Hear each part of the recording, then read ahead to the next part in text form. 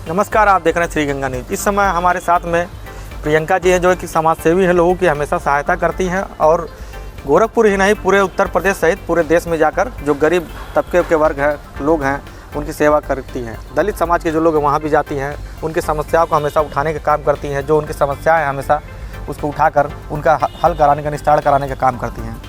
अभी ये भी पता चला है कि ये लोकसभा चुनाव लड़ने की तैयारी कर रही हैं बांसगांव विधानसभा से, बांसगांव लोकसभा से।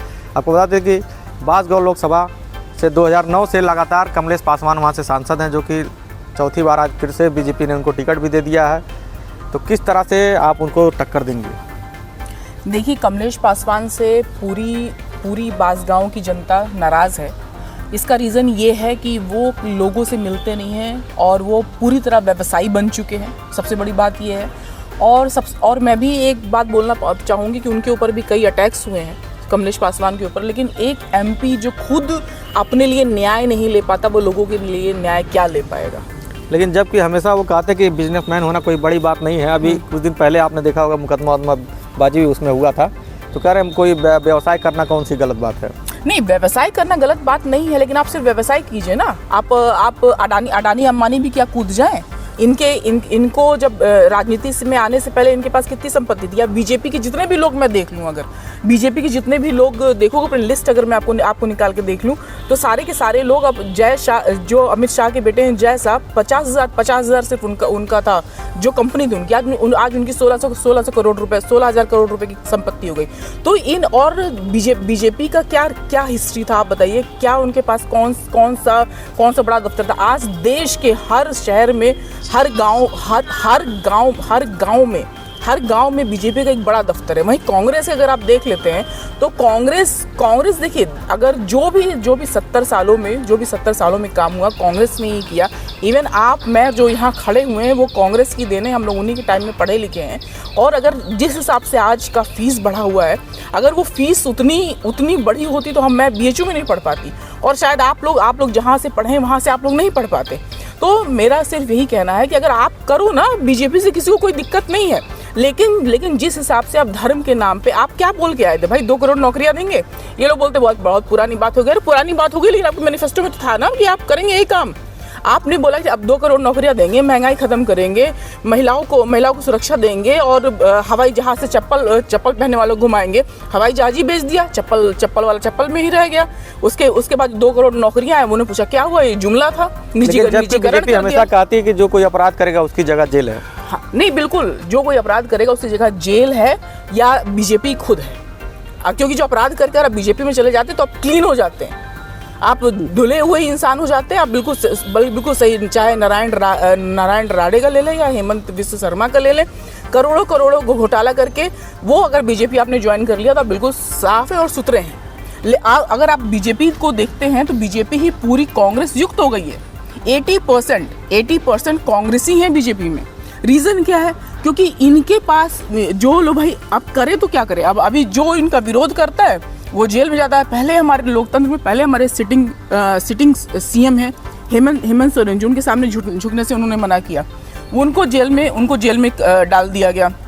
लालू प्रसाद यादव उनके साथ भी वही कर रहे हैं। जो इनके खिलाफ बोल रहा है वो सारे के सारे जेल जाएंगे, CBID का चक्कर काटेंगे, और जो इनके साथ चले गए वो ठीक है, बाकी लोगों पे यही सारी चीज़ें होंगी। लेकिन उन लोगों का कहना है कि जब भ्रष्टाचार जो करता है उन्हीं के ऊपर कार्रवाई हो रही है। देखिए, भ्रष्टाचार करता कार्रवाई हो रही है, लेकिन ठीक है, तो कि इनके पास भ्रष्टाचार सफाई करने की मशीन है क्या कोई, कि इनके जो चला गया बीजेपी में क्लीन हो गया? कितने लोगों का नाम अगर गिना दे तो इनके टाइम में नमामि गंगे का जो प्रोजेक्ट था उसका 22,000 करोड़ रुपए का उन्होंने प्रोजेक्ट पास किया था। गंगा कितना साफ हुआ? कहाँ गया सारा पैसा? यहाँ पे इन लोगों ने जो बोला कि हम पूरा सिटी को, जो अभी सिटी गोरखपुर का ये सिटी का सड़क का जब डेवलपमेंट हुआ, इन्होंने सड़क ऐसा बना दिया, ड्रेनेज सिस्टम को कोई वो नहीं, पूरा गोरखपुर झील बन जाता है। बाढ़ की इतनी ज़्यादा समस्या है, उस पर कोई निजात का इन लोग का कोई मामला ही नहीं है। ये बाढ़ की समस्या को कैसे निपटेंगे? आप यहाँ अगर आप बोलेंगे, अभी ज़्यादा टाइम की बात नहीं है, अगर डॉक्टर काफिल खान का अगर आप सुनेंगे तो भी वो जो दिमागी बुखार से बच्चों की डेथ जो होती है यहाँ पे BRD मेडिकल कॉलेज में, उसका कितना इन्होंने निदान किया। महिलाओं की सुरक्षा के लिए इन्होंने क्या किया, इतनी ज़्यादा अभी कानपुर की घटना देख लीजिए, 2 बच्चियों के साथ जो अभी रेप और हत्या हुई उनकी। अभी एक लड़के जो अनुसूचित जाति के बच्चे को देख लीजिए, जो उसको आ रहा था अपना एग्ज़ाम देकर, उसको पुलिस की गोलियों से मार दिया गया। मतलब हाथरस जैसी घटनाएं उत्तर प्रदेश में पूरे टाइम ही हो रही है। अच्छा, अब बात की जाए बांसगांव लोकसभा की जी, तो अब चुनाव आ गया, जैसे अब कल कमलेश पासवान जी को टिकट भी मिल गया। क्या लग रहा है कि बीजेपी के पास और कोई नहीं है क्या, कि बार बार उन्हीं को चौथी बार फिर से प्रत्याशी बनाया गया, या कोई ऐसा कैंडिडेट या विपक्ष के पास कोई कैंडिडेट नहीं है जो उनको टक्कर दे पा रहा है?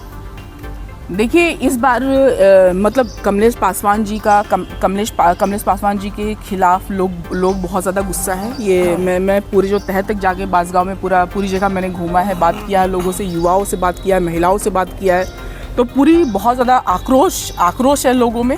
और अगर इंडिया गठबंधन बाकी सही प्रत्याशी उतार देता है तो डेफिनेटली कमलेश यादव हारेंगे। और बांसगांव एक पासी बहुल्य क्षेत्र है और निर्णायक रहते हैं पासी वहाँ पे। तो अगर उनके सामने कोई पासी मजबूत कैंडिडेट अगर खड़ा कर दिया जाता है तो डेफिनेटली कमलेश पासवान हारेंगे, लिखवा के ले लीजिए आप। यदि आपको इंडिया गठबंधन से टिकट मिलता है तो क्या प्राथमिकता रहेगी बांसगांव लोकसभा की जनता के लिए?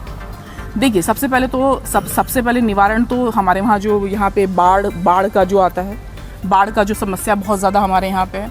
दूसरे जो बच्चों को दिमागी बुखार की समस्या यहाँ पे आती है।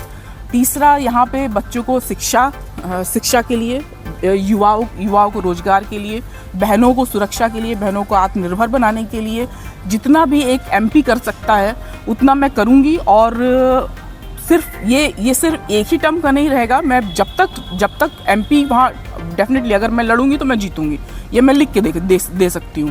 क्योंकि अगर इंडिया गठबंधन ने मुझे अपना चेहरा बनाया तो मैं लड़ूंगी और जीतूंगी। और उसके बाद वहाँ पे मतलब जो काया पलट का जो है वो मैं पूरा काम करूँगी। और लोग मेरे काम से डेफिनेटली अभी खुश हैं।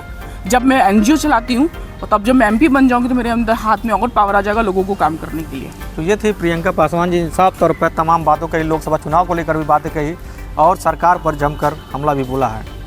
श्रीगंगा न्यूज़ के लिए अंकित साहनी, गोरखपुर।